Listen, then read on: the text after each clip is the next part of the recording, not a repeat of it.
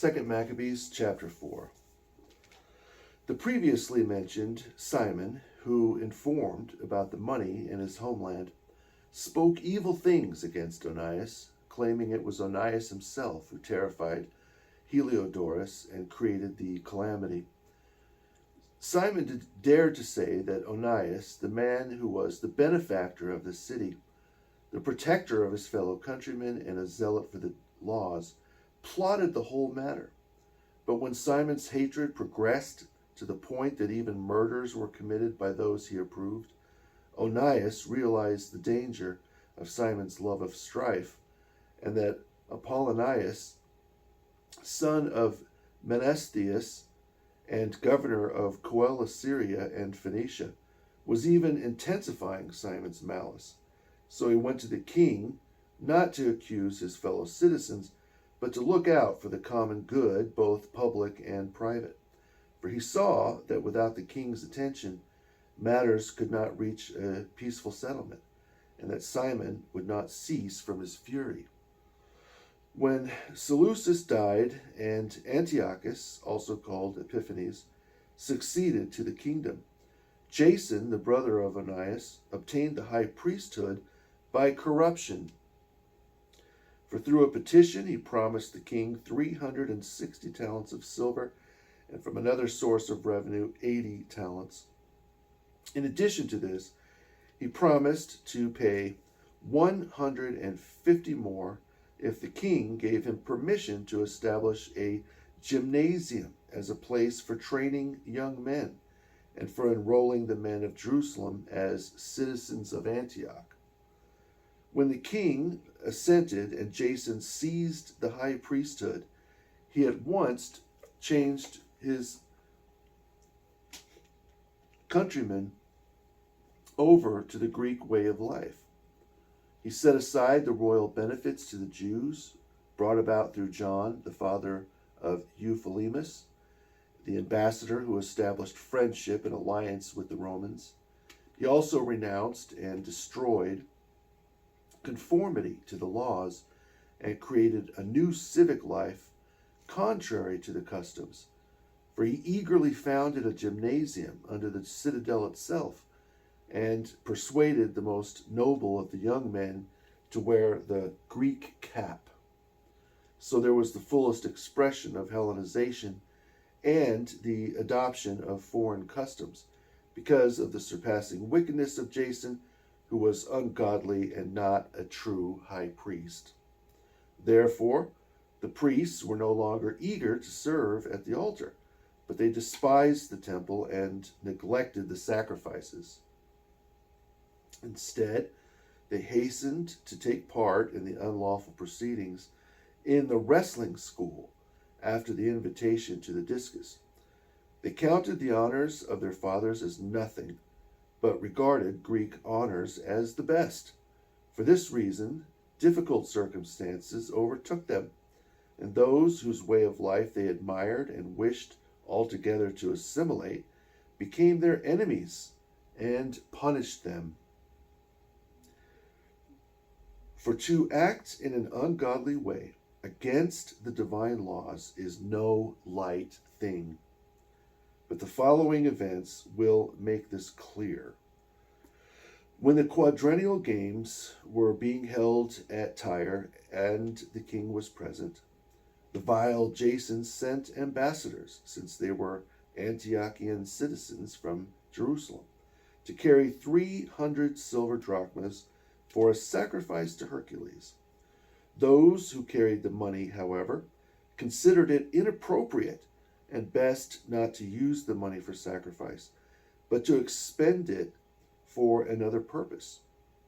So this money, intended by the sender for the sacrifice to Hercules, was by the decision of those who carried it applied to the construction of battleships. When Apollonius, the son of Menesthius, was sent to Egypt to share in the festal proclamation of King Philometor, Antiochus learned that Philometor had become hostile to his government. So he was concerned for his own safety. Therefore, after he reached Joppa, he went on to Jerusalem. He was magnificently received by Jason, and the city being ushered in with torches and shouts. Then he encamped in Phoenicia. Then, after a period of 3 years, Jason sent to Menelaus, son of the previously mentioned Simon, to carry the money to the king and to complete the records of necessary business. But when he was commended to the king, Menelaus honored him with an appearance of authority and obtained the high priesthood for himself, outbidding Jason by 300 talents of silver. After he received the king's orders, although in no way worthy of the high priesthood, he returned, carrying the rage and savage cruelty of a tyrant and a wild beast, and having the wrath of a barbarian. Thus Jason, after he undermined his own brother, was undermined by another, and was driven as a fugitive into the land of the Ammonites. So Menelaus took hold of the high priesthood, but he did not pay regularly any of the money promised to the king. Thus, when Sostratus, the commander of the citadel, kept demanding payment, since the collection of revenue was his responsibility, the two of them were summoned before the king on this account. Menelaus left his own brother Lysimachus as his court official in the high priesthood, while Sostratus left Crates in charge of his Cyprian troops. While these things were taking place, it came about that the cities of Tarsus and Malus revolted because they were given as a gift to Antiochus, the king's concubine. So the king went quickly to put down the rebellion. He left Antiochus, a man highly regarded, to act as his regent. But Menelaus, thinking he had gained a convenient opportunity, pilfered some of the gold vessels from the temple and gave them to Andronicus. As it happened, he had already sold other vessels to Tyre and the neighboring cities. But when Onias found out exactly what had taken place, he condemned these acts after he departed to a safe place at Daphne, located near Antioch. Therefore, Menelaus took Andronicus aside and urged him to kill Onias. Thus Andronicus went to Onias and persuaded him with deceit. He welcomed him with sworn pledges and gave him his right hand.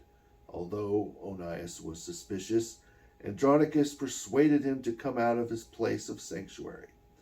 Then, with no sense of justice, he immediately put him to death. For this reason, not only the Jews, but also many of the other nations, took offense and were angry at the unjust murder of the man. So when the king returned from the region of Cilicia, the Jews in the city pleaded with him regarding the senseless murder of Onias, and the Greeks also felt the common hatred of the crime. Therefore, Antiochus was grieved at heart and filled with pity, and he wept on account of the decency and good behavior of the deceased. Inflamed with anger, he immediately stripped off the purple robe from Andronicus and tore off his garments. Then he led him around the whole city to that very place where he sinned against Onias, and there he put the blood-stained man to death. Thus the Lord repaid him with the punishment he deserved. When much sacrilegious plunder by Lysimachus took place in the city with the consent of Menelaus, and when the report of this spread abroad, the people gathered together against Lysimachus, because many of the gold vessels had already been carried away. Thus, since the crowds were stirring and completely filled with wrath, Lysimachus armed about 3,000 men and began an unjust attack, led by a certain Oramus. a man advanced in years, but no less advanced in stupidity. So when the Jews became aware of the assault of Lysimachus, some picked up stones and clubs, and others took handfuls of ashes lying about, and threw them in utter confusion at Lysimachus and his men. As a result, they wounded many of them, killed some, and forced them all to flee. Then they killed the temple robber himself near the treasury. But a judgment concerning this was presented against Menelaus. For when the king arrived at Tyre, 3 men sent by the council of elders presented the case before him. But Menelaus, who was already defeated, promised considerable wealth to Ptolemy, son of Dorymenes, if he won over the king. Therefore, Ptolemy took the king aside into a certain courtyard, as if to offer him refreshment, and persuaded him to change his mind. For he indeed acquitted Menelaus, the cause of all the evil. But he sentenced to death those unfortunate men who would have been freed uncondemned, even if they pleaded before Scythians. So those who had spoken for the city, the people, and the holy vessels quickly suffered the unjust penalty. For this reason, even the Tyrians were indignant over the crime and provided magnificently for their funeral expenses. But Menelaus, because of the covetousness of those in power, remained in office, increased in malice, and brought about great treachery against his fellow citizens.